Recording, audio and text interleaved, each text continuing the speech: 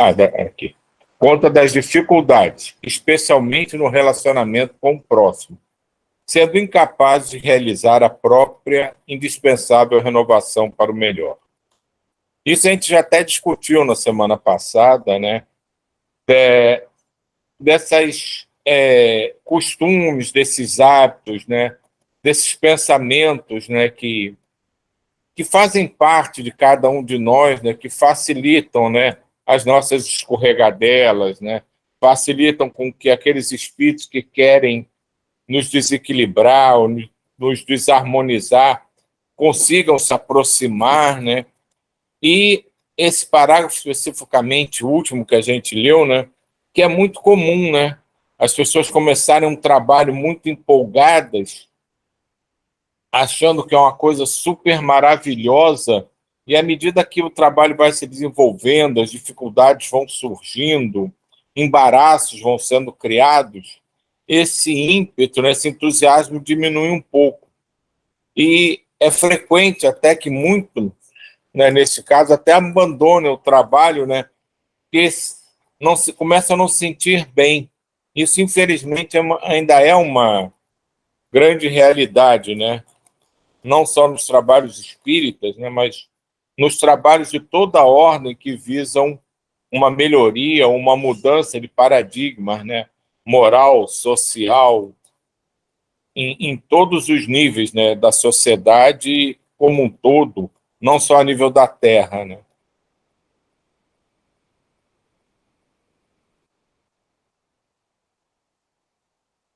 Meditassem mais nas preciosas lições do Mestre Jesus, sempre convidando-nos à vigilância e à oração, assim como nas orientações seguras de Allan Kardec, exageradas na codificação, exaradas na codificação, bem como nos conteúdos das comunicações mediúnicas, considerando-as não somente belas, mas, sobretudo, portadoras de ensinamentos graves, merecedores da mais alta consideração, e certamente resistiriam com mais vigor às situações perturbadoras. E aqui, mais uma vez, né, a espiritualidade coloca a importância do vigiar e orar. E lembrando, se a gente conseguir se empenhar muito nesse trabalho de vigiar e orar, a gente facilita a nossa caminhada, né? E, digamos assim, dificulta essas incursões da espiritualidade ainda um pouco desarmonizada em tentar nos tirar do caminho que a gente está tentando escolher.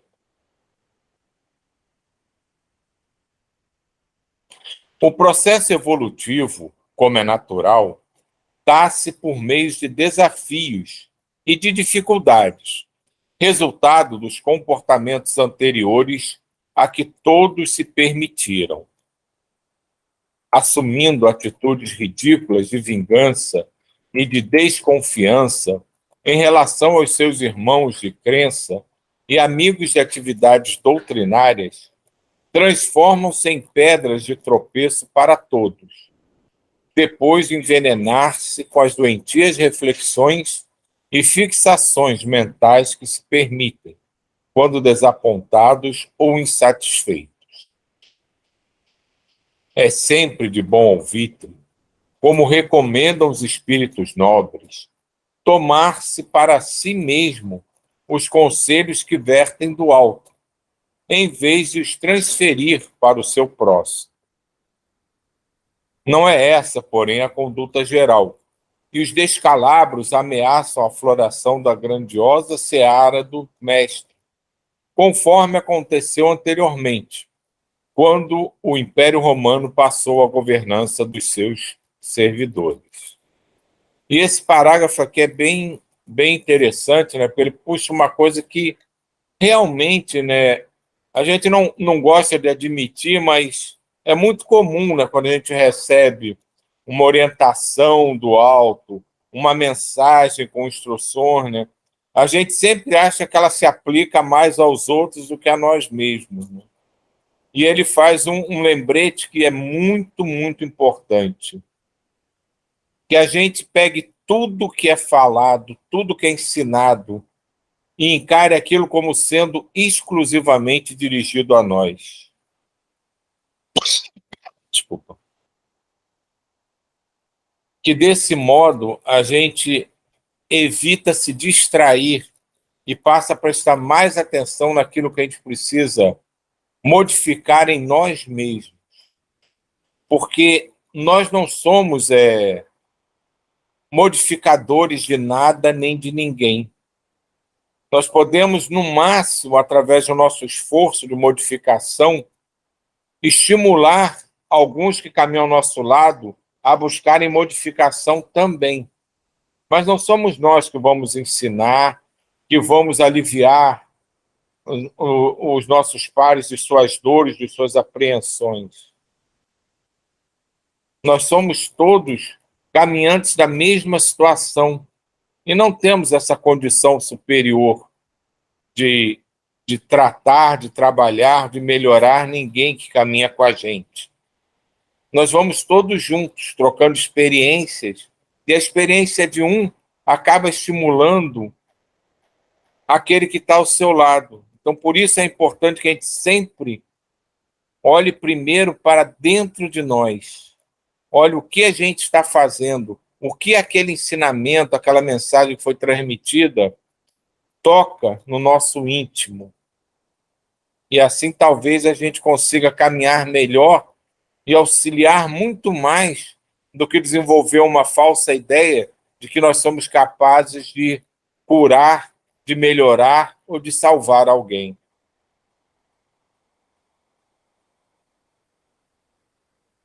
César tornou-se mais atraente do que Deus, pelos favores imediatos de que se podia fruir, deixando o holocausto por amor em plano secundário e permitindo a adulteração dos ensinamentos pulcros e austeros que receberam daqueles que o precederam no martírio.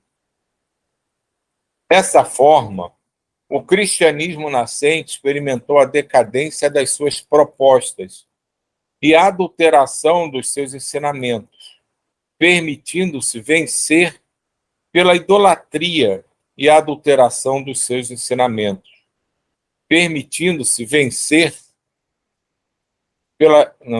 peraí. Desta forma, desculpa aqui, gente, que eu me perdi aqui. Desta forma, o cristianismo nascente experimentou a decadência das suas propostas e a adulteração dos seus ensinamentos, permitindo-se vencer pela idolatria e pelos rituais pagãos do passado, embora com denominações diferentes. O espiritismo, por sua vez, vem sendo sacudido por tormentas internas no movimento, gerando dissensões, filhas diletas da presunção, chegando-se ao ponto de contestar as bases da codificação ou apresentando-se falsas técnicas travestidas de científicas, de experiências pessoais, de informações mediúnicas não confirmadas pela universalidade do ensino.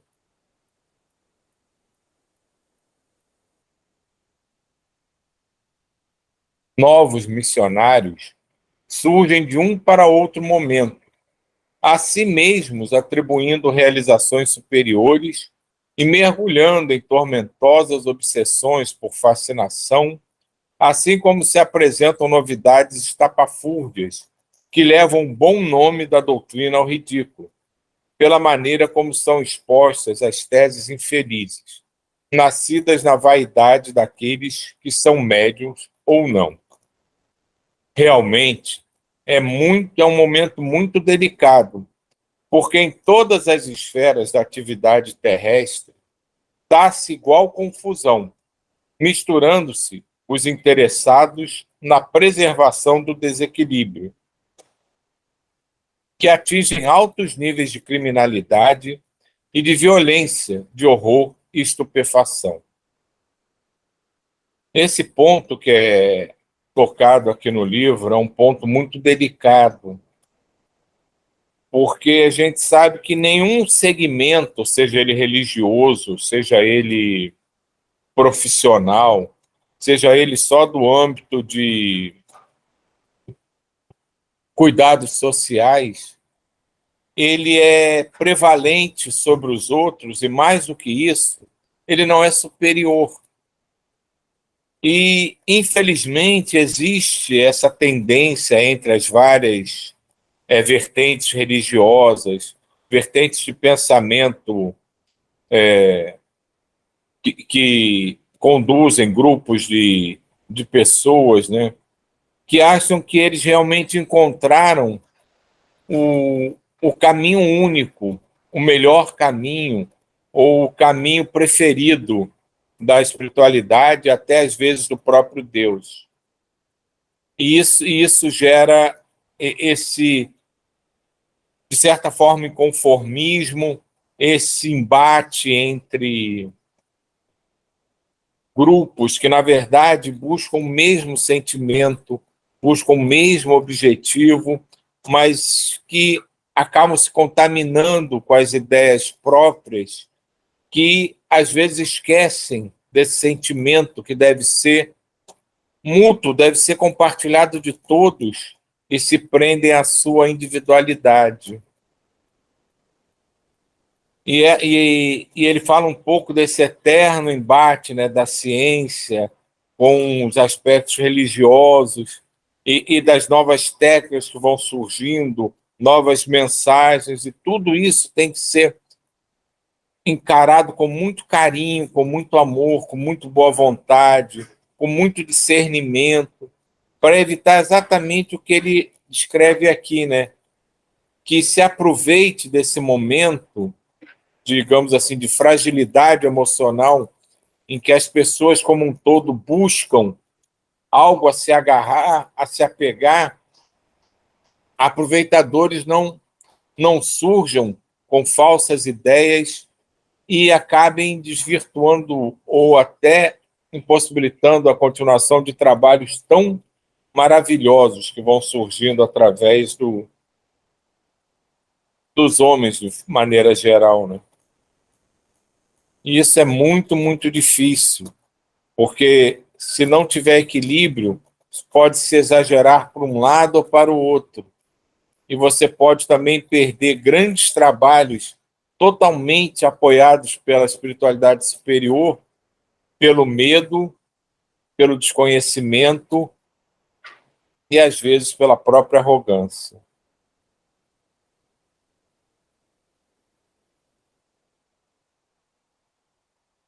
Torna-se imprescindível o retorno às fontes evangélicas e às origens do movimento doutrinário, totalmente destituídos de autoridades, de especialistas, de detentores de títulos universitários e arrogância intelectual, volvendo-se à simplicidade e ao serviço eminentemente cristão.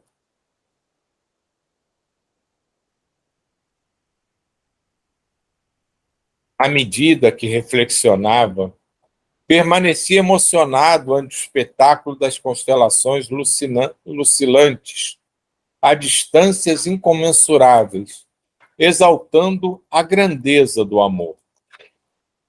Ouvia as ânsias da natureza em espetáculo majestoso, convidando a análise da sua causalidade e da sua finalidade, impondo naturalmente o respeito e a veneração ao Pai, todo amor e misericórdia.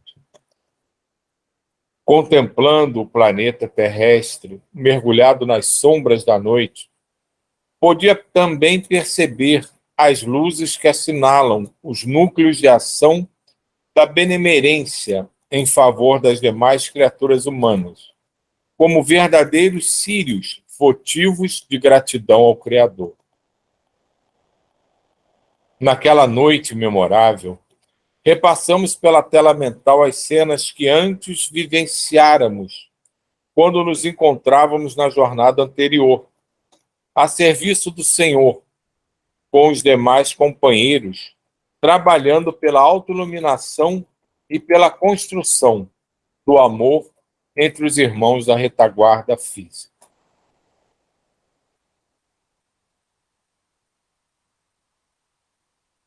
Dominado por indefinível gratidão, busquei o repouso necessário para o atendimento dos futuros compromissos a que era chamado.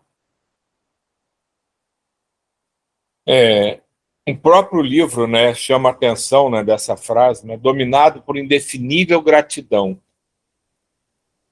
E acho que esse é o principal sentimento que a gente tem que ter quando se reúne, seja aqui nesse nosso grupo, seja em qualquer tipo de trabalho, para se doar, sempre por amor, a servirmos como um instrumento, como peças de uma engrenagem muito maior em prol da humanidade, da universalidade.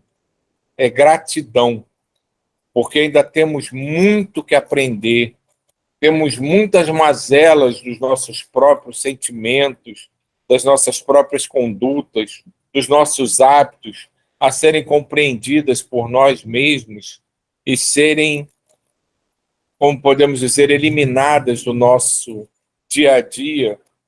E mesmo assim, esses espíritos nos acolhem, nos orientam e permitem que com eles participemos de trabalhos tão amorosos, tão maravilhosos. Então, antes de estarmos exalando esse amor incondicional, precisamos ter muita gratidão pelo que eles fazem por nós. E como eles permitem que nós tentemos, nas nossas limitações, fazer por aqueles que estão também ao nosso lado.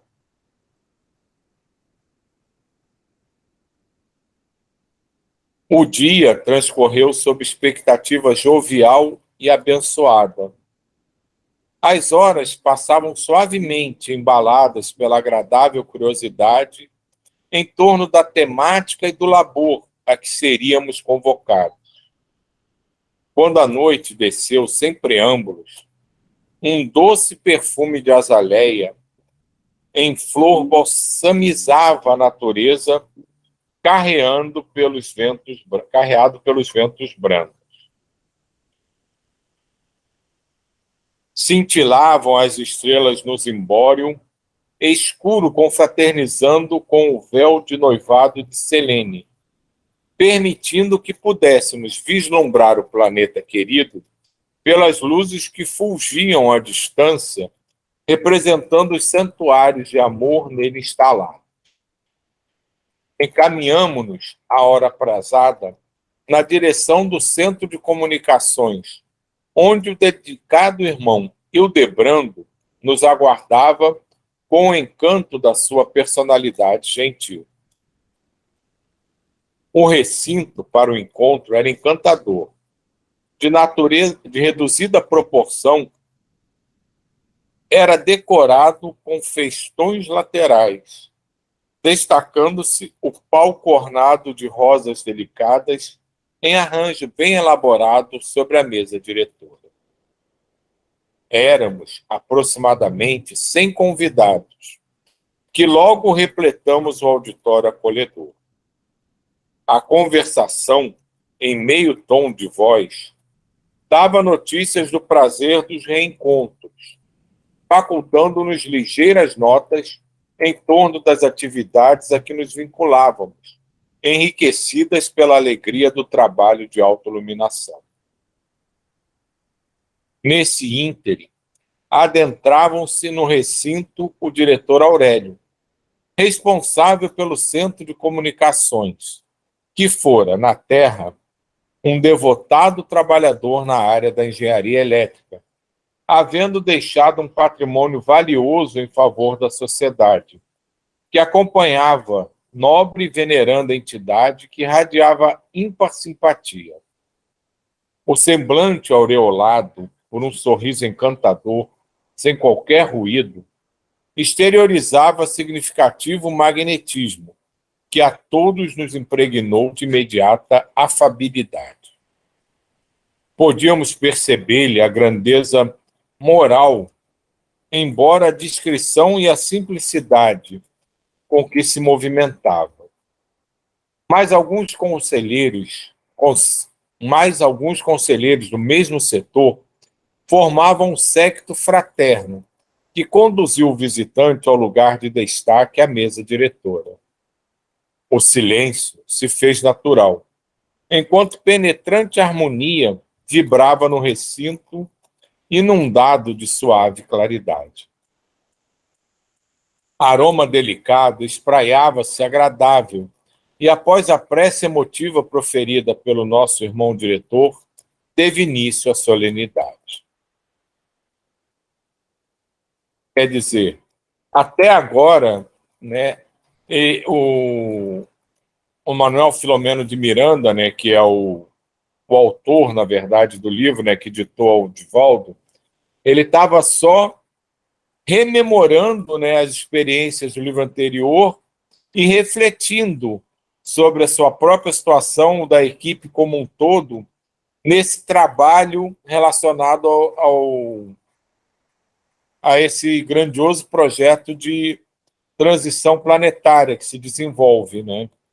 E agora, de fato, né, que eles vão para a primeira reunião para conversarem e esclarecerem, né, as diretrizes e criar os planejamentos, né, para os próximos trabalhos. Então, todos aqueles levantamentos feitos, né, na leitura anteriormente eram apenas reflexões, né, sobre a importância, né, dos aspectos que envolvem todo esse momento, que envolve não só a Terra, mas vários orbes que estão passando pelo mesmo processo simultaneamente, né? Da importância de orar, vigiar, estar atento, de se fortalecer, de estar atento às investidas daqueles espíritos que ainda se comprazem com o desequilíbrio, com a desarmonia. Então, é toda uma preparação mental para se estar mais atento e mais preparado para realmente iniciar os trabalhos a que serão designados nessa próxima etapa. Solange, quer parar por aqui? Eu ia falar exatamente isso. É melhor parar porque já está quase na hora.